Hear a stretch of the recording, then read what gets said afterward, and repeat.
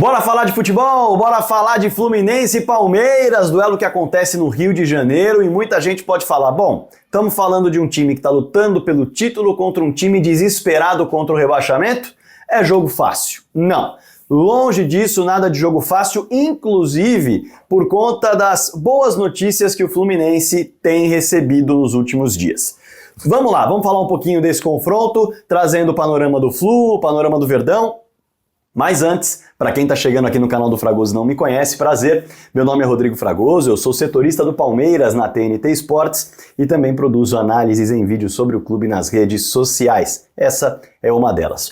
Estamos disparados na direção dos 100 mil, viu? Estamos crescendo violentamente, então já se inscreve no canal que eu estou muito contente com a galera que está chegando forte. Também já clica aqui, no sininho, tá? Esse sininho, ele ativa a notificação para todo dia que tem vídeo aqui você receber no seu celular. E já adianto, hein? Diariamente às 7 da manhã tem um conteúdo legal aqui no canal do Fragoso, mergulhando numa análise, numa pesquisa, num tema para você. E claro, dá o clique aqui também no joinha, no like, que é muito importante para o YouTube entender que esse vídeo é bom e espalhar para mais pessoas. Além disso, eu quero que você me ajude clicando no Hype, é uma outra ferramenta aí que o YouTube falou. Pede pra galera clicar no Hype também. Clica no Hype e me dá essa moral, tá? Ao final do vídeo eu espero um comentário seu aqui embaixo com um elogio, crítica, algo a acrescentar, algo a colocar, enfim, fica super à vontade, o espaço é seu. Combinado?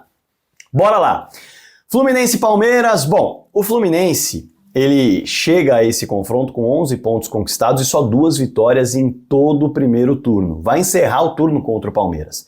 2 vitórias em todo o primeiro turno mostra como o turno foi péssimo. Muito ruim. O Fluminense chega ao segundo turno desesperado, precisando fazer segundo turno histórico para buscar a manutenção na Série A do Campeonato Brasileiro. Então, tem um sinal de alerta ligado, ali não há dúvida. Porém, já há um trabalho de recuperação do Fluminense em andamento. Vale destacar, como o próprio Mano Menezes disse na última coletiva, é ponto a ponto que se busca a salvação. Não dá para pensar que vai conquistar 8, 9 pontos em um jogo. É ponto a ponto. E tem feito isso. Pela primeira vez no Brasileirão, o Fluminense passa 2 jogos sem perder, agora que vai enfrentar o Palmeiras. Empatou fora com o Criciúma e venceu o Cuiabá.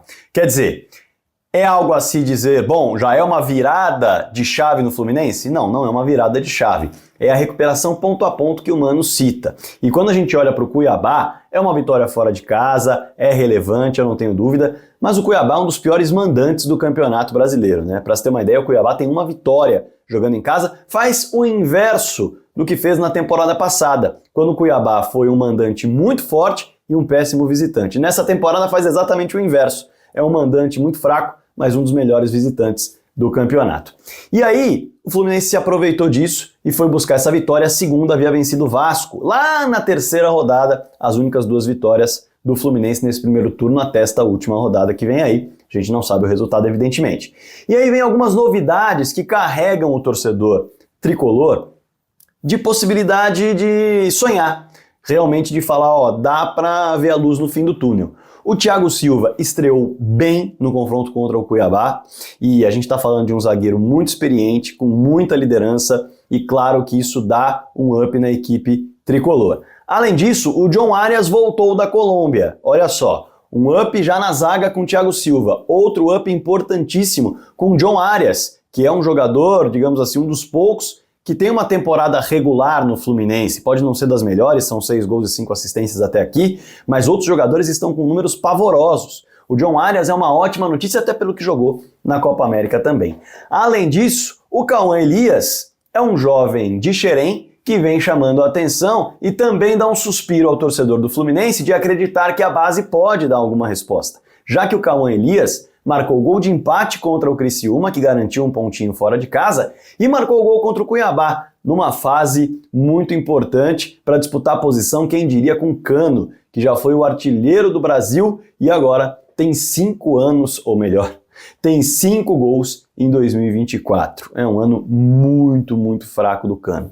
No fim das contas, tem essas boas notícias e também tem a questão envolvendo o jogador voltando para esse confronto. Veja só como o Fluminense chega para esse duelo aspirando algo maior e é um adversário perigoso mesmo, tendo vencido apenas 2 partidas na temporada do Campeonato Brasileiro.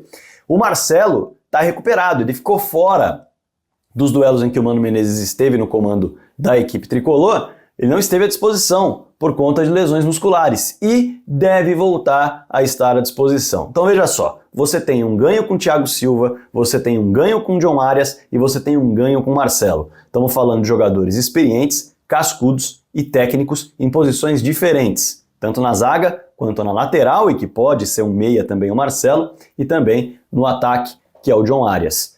Além disso, esses são os respiros importantes. Há aquelas novidades que podem dar um ar diferente na escalação. Inácio e Kevin Serna. São dois jogadores de pouco badalo, digamos assim, não são contratações assas, foram contratações inclusive baratas para o nível do futebol brasileiro. O Inácio é um zagueiro que vem de uma boa sequência no futebol peruano, que é um futebol que não gera tantos desafios defensivos, gera muito mais desafio em relação a lidar com altura, né? O campeonato peruano, o tempo todo você está jogando altitude e volta para casa, depois altitude e volta para casa. E ele esteve nas mãos do Thiago Nunes, tá? Então ele fez um bom campeonato peruano e vinha também trabalhando bem o Inácio lá no Sporting Cristal. O Kevin Serna estatisticamente, eu inclusive falei sobre ele em alguns materiais meus em redes sociais, um dos grandes dribladores dos últimos anos do futebol sul-americano. Ele se destacou por isso, pela média de dribles certos. Isso tanto na ADT, que é uma equipe pequenininha, quanto no Alianza Lima. E foi contratado, está à disposição, pelo menos, na verdade, está treinando, né? Até a gravação desse vídeo, não sei se ele foi inscrito, ainda havia uma questão de trabalho em cima disso, mas o que dá para destacar é que é um ponta bastante driblador. Além disso, é bom destacar que o André está voltando ao time, embora esteja praticamente se despedindo, né? O André ficou 3 meses parado, jogou contra Inter, Criciúma e Cuiabá e está sendo negociado, pode estar se despedindo 25 milhões de libras, mas nesse momento está focado em tentar recuperar o Fluminense.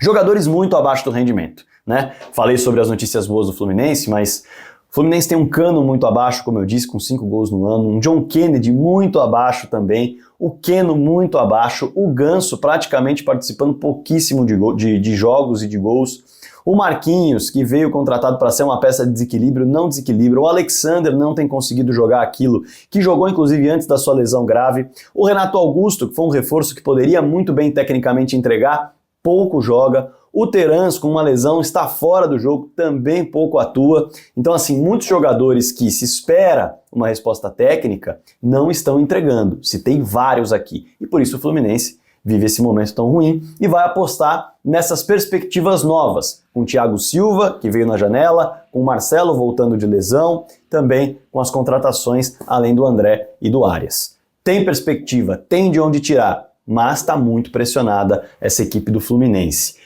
Fato é que o Palmeiras, vamos falar um pouquinho do Palmeiras, vem para esse confronto com 4 problemas e 2 reforços, dá para dizer assim, né? Os problemas são Murilo, Mike, Estevão e Piquerez. E aí a gente está falando de Mike e Murilo como novidades em relação a jogadores no departamento médico. Notícia boa, possibilidade de reforço, o Palmeiras tem o Lázaro, que treinou normalmente e existe uma boa possibilidade de que ele esteja à disposição, assim como o Richard Rios, que foi destacaço da Copa América, também voltou da Colômbia e está à disposição do técnico Abel Ferreira. Então tem o lado ruim e tem o lado bom de um elenco que é muito interessante e que, inversamente proporcional ao Fluminense, todas as peças têm dado resultado.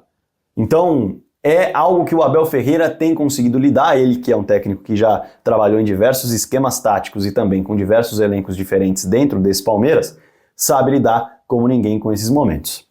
O Abel, inclusive, por saber lidar com esses detalhes, ele se utilizou de peças diferentes nos jogos contra Botafogo e Cruzeiro, algumas por necessidade e outras por opção em relação a ritmo de jogo, né? E agora pinta uma dúvida em relação à escalação que ele deve utilizar. Contra o Botafogo, tá aqui do meu lado, ele entrou em campo com Everton, Marcos Rocha, Gomes, Murilo e Piquerez, Aníbal e Menino, Estevão, Veiga e Rony, Flaco na frente. Contra o Cruzeiro, algumas modificações. O Everton no gol, o Mike ocupa a vaga do Marcos Rocha, na zaga Gomes e Murilo novamente, e aí o Vanderlan ocupa a vaga do Piquerez machucado. Na frente dessa linha, os 2 volantes, Aníbal e Zé Rafael. O menino vai para o banco de reservas. Dudu entra em campo pela direita, e aí a gente está falando de um Estevão que sai do time machucado, O Veiga é o meio-campista armador, o Felipe Anderson ocupa o lado esquerdo onde o Rony atuava, o Rony vai para o banco. E na frente, a manutenção do Flaco Lopes. Então, nesse momento, a gente vê um Abel colocando o elenco para jogo. Tem necessidades, mas também vai mexendo de acordo com as peças que quer dar ritmo. E aí é impossível repetir a escalação com as perdas do Mike e do Murilo para o departamento médico. Nesse caso, já começa a se aventar algumas possibilidades, né? O Rocha pode voltar ao time, ou o Giai pode fazer a sua estreia. Já falei dos reforços do Fluminense, o Palmeiras teve Felipe Anderson e Maurício já estreando, e o Giai ainda não estreou. Portanto, acho difícil que ele seja titular. O Rocha já tem a casca e a confiança do Abel, embora não viva um grande momento, deve ser o titular pelo lado do campo. Em relação à perda do Murilo, o Vitor Reis ou o Naves, um dos dois, podem entrar ao lado do Gustavo Gomes. As últimas vezes em que o Murilo esteve fora, nas últimas vezes, melhor dizendo, o Vitor Reis foi o jogador escolhido, embora o Naves seja mais experiente, mas o Vitor Reis está na frente e a expectativa é de que ele seja o titular ao lado do Gomes. Aí fica a dúvida em relação à utilização do Rios no meio campo, lembrando que o Rios voltou a treinar recentemente, né, foi liberado, então é um jogador que naturalmente voltou no sábado, vai ter 2-3 dias de ritmo de jogo, imagino que esteja à disposição e o Abel pode se utilizar dele no meio campo ao lado do Aníbal Moreno, já que ele fez uma grande Copa América. Fica outra dúvida em relação ao Dudu iniciando como titular, porque o Dudu, o próprio Abel trata com muita cautela, é um jogador que vem de uma lesão bastante séria, que estava com receio inclusive de mano a mano, receio de fazer certos movimentos.